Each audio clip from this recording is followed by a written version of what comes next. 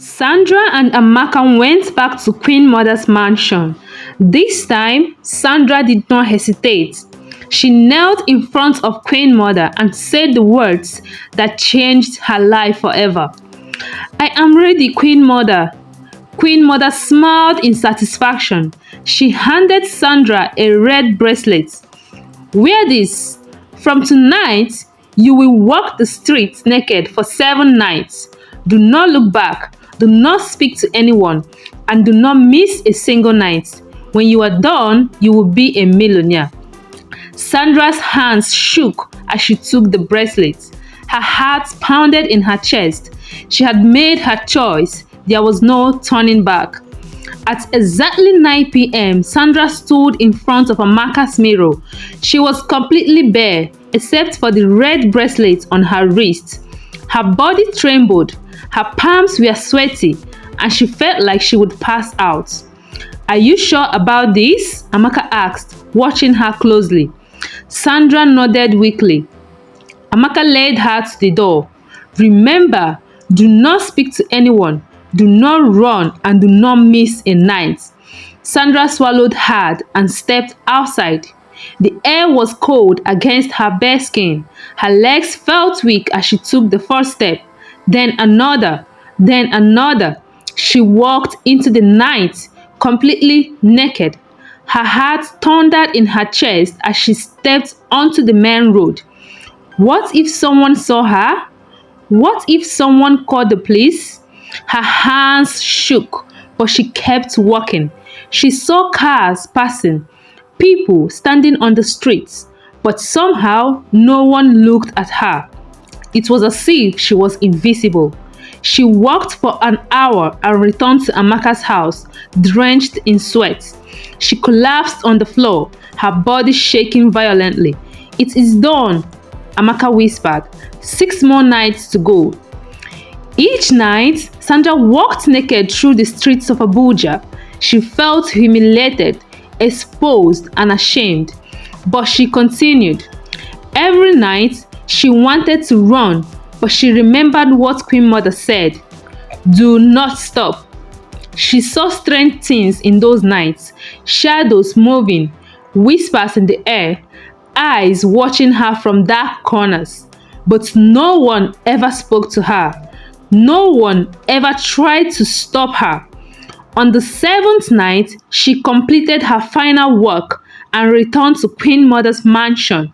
She collapsed at the door, exhausted. Queen Mother smiled down at her. "Welcome to your new life, my dear," she said. "Your suffering is over." Sandra had no idea what awaited her. She had finished the ritual. Now it was time to collect her reward. The morning after Sandra completed the 7 nights, she woke up in a luxurious bedroom. The bed was soft like a cloud. The air smelled of fresh roses, and the curtains were made of pure silk. She sat up, confused. The last thing she remembered was collapsing at Queen Mother's mansion. But now she was in a different place. The door opened, and Queen Mother walked in, smiling. "How do you feel, my dear?" she asked. Sandra looked at her hands. She felt light, powerful, and different. But most of all, she felt rich. Queen Mother sat beside her and handed her a black envelope. Sandra opened it with shaky fingers. Inside were keys to a new apartment, an ATM card, and a note. The note said, "Your life has changed forever. Welcome to wealth." Sandra gasped. She had done it. She was rich. That same day, a black SUV arrived to pick Sandra up. She was taken to her new apartment in one of the richest areas of Abuja. When she stepped inside, her mouth fell open. The living room had golden chandeliers, a massive TV, and expensive white sofas. Her bedroom was bigger than her entire house in the village. The wardrobe was filled with luxury clothes, designer's bags, and shoes she had only seen in magazines. Sandra touched everything, laughing like a child. She had made it. She was no longer the poor village girl who struggled in a small shop. She was now a millionaire, and this was just the beginning. One of the first things Sandra did was register for one of the best private universities in Nigeria. She walked into the school wearing a tight designer dress, holding a Chanel handbag, and dripping in gold jewelry. When she spoke to the admission officer, she didn't even ask about the tuition fees. She simply pulled out her black ATM card and paid instantly. People stared at her. Who was this beautiful rich girl? Nobody knew where she got her money from. They only knew one thing. Sandra was now one of the richest girls in the school. Sandra's life became a dream. She bought a brand new Mercedes Benz, traveled to Dubai for shopping, and ate in the most expensive restaurants in Abuja. She wore wigs made from real human hair. Her nails were always perfectly done, and she started using iPhones and expensive perfumes. Every time she walked into a room, people turned to stare. Men wanted her. Women envied her. She had everything she ever wished for. But something was missing. One night, as she sat on her balcony, drinking expensive wine, she thought about her mother. It had been months since she left the village. She had sent a few calls and texts, but her mother never replied. Sandra missed her. She wanted to go back and show her how far she had come. She wanted to change her mother's life. She picked up her phone and called Amaka. "I'm going to visit my mother, Amaka," she said. Amaka was silent for a moment. Then she sighed. "Are you sure about this? That this is a good idea?" "She's my mother," Sandra said. "She deserves to enjoy my wealth." She had no idea what was waiting for her in the village. Sandra arrived at the village in a convoy of expensive cars. The moment she stepped out of her Mercedes Benz, the villagers rushed to see her. Women whispered among themselves, "Is that Sandra? She looks like a queen." Children stared at her sparkling gold jewelry, her designer dress, and her long human hair. Sandra felt proud. She had left this village as a poor girl. Now she was a millionaire.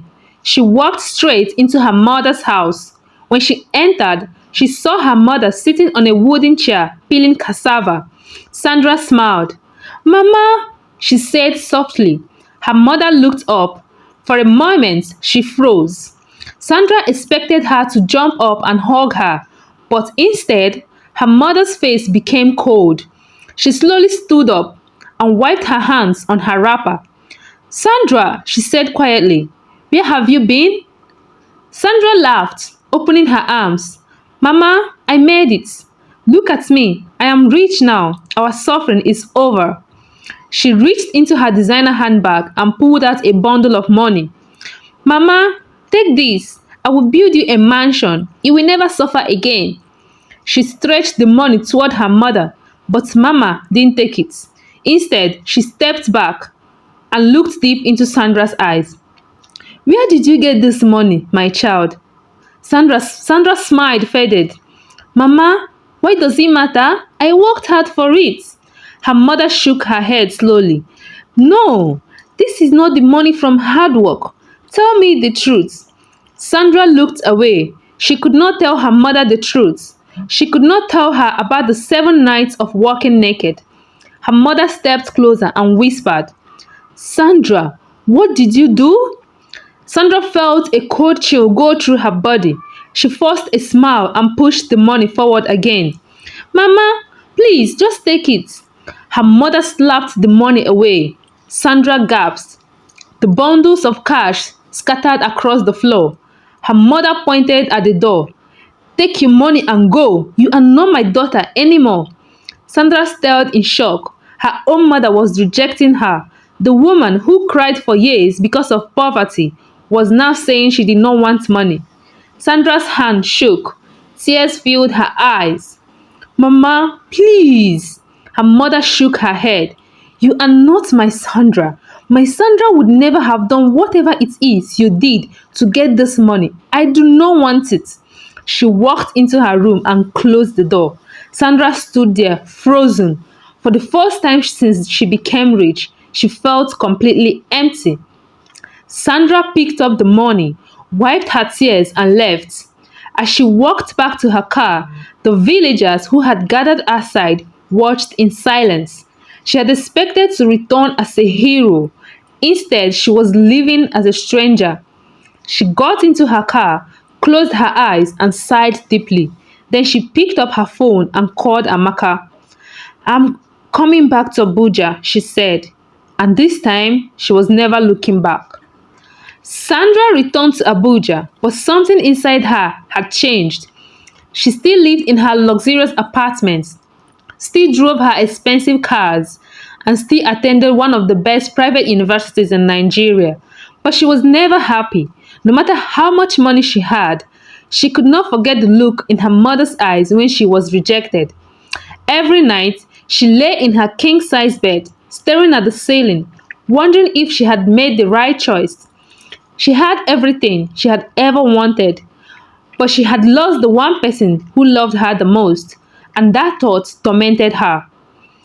Even though Sandra was depressed, she still remembered the only person who stood by her, Amaka. Amaka had been the one who introduced her to Queen Mother.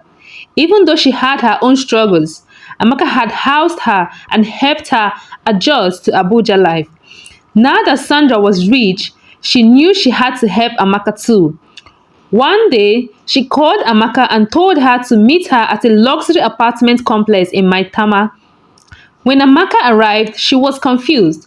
Sandra smiled and handed her a key. "What's this?" Amaka asked. "Your new house," Sandra said. Amaka's mouth fell open. "Sandra, you bought me a house?" Sandra nodded. "You were there for me when I had nothing. This is my way of saying thank you." Tears filled Amaka's eyes. She hugged Sandra tightly. "Thank you, my sister. May your wealth never finish." For the first time in weeks, Sandra felt a little happy. She had lost her mother's love, but at least she still had Amaka. Even though Sandra continued her lavish lifestyle, the pain in her heart did not go away. She tried to distract herself with shopping, parties, and expensive vacations. But no matter where she went, she still felt empty. She became quiet in school, no longer the lively, confident girl she used to be. She spent hours in her apartment, staring at her phone, hoping her mother would call, but the call never came. Days turned into weeks turned into months. Sandra fell into depression. She stopped going out as much. She stopped enjoying her wealth. She stopped caring. Until one night, something unexpected happened. Her phone rang. She looked at the screen. It was Queen Mother. Sandra froze. Since completing the 7 nights ritual, Queen Mother had never called her. She had only seen her once, on the day she gave her the black envelope. But now, after all these weeks, Queen Mother was calling. Sandra's heart pounded. She hesitated. Then slowly, she picked the phone. "Hello, Queen Mother," she whispered. There was silence for a few seconds. Then Queen Mother spoke. "Sandra," her voice was deep and calm. "I need to see you immediately." Sandra felt a chill. Something was wrong. "Is everything okay?" she asked. Queen Mother did not answer. She only repeated, "Come to my house now." The call ended. Sandra stared at her phone. Her hands were shaking. What did Queen Mother want? And why did it feel like her life was about to change forever? Why is Queen Mother calling Sandra now? What does she want? Is Sandra in danger? Watch out for part 3. You won't believe what happens next. Please like, subscribe, and turn on notifications so you don't miss what happens next. This is just the beginning. Thank you for watching.